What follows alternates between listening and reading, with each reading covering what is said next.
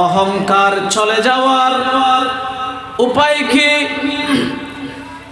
অহংকার চলে যাওয়ার সর্বোত্তম উপায় হচ্ছে এক একজন মানুষকে ছোট হোক বড় হোক মুসলমান মনে হলে তাদেরকে সালাম দেওয়া।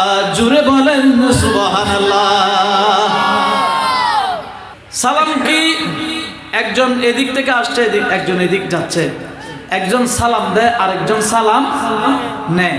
সালাম দেওয়া সুন্নত, সালাম নেওয়া ওয়াজিব, ওয়াজিব আলাল কিফায়া।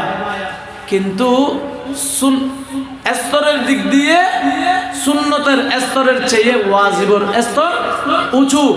তবে সালাম নেওয়া ওয়াজিব হলেও দেওয়া সুন্নত হলেও আমার নবী বলছেন যে ব্যক্তি প্রথমে সালাম দিয়েছে আল্লাহ তাকে অহংকার মুক্ত করে দেয়। বলুন সুবহানাল্লাহ।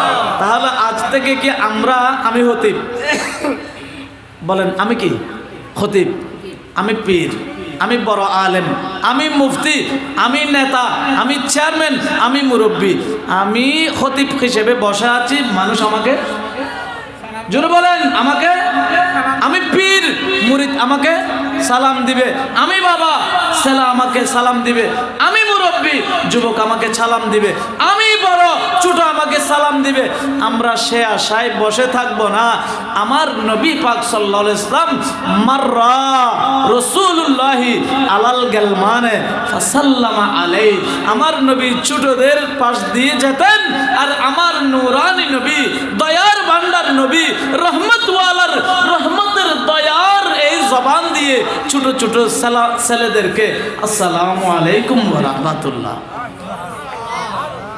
আমার নবী কি সালাম নিতেন না দিতেন?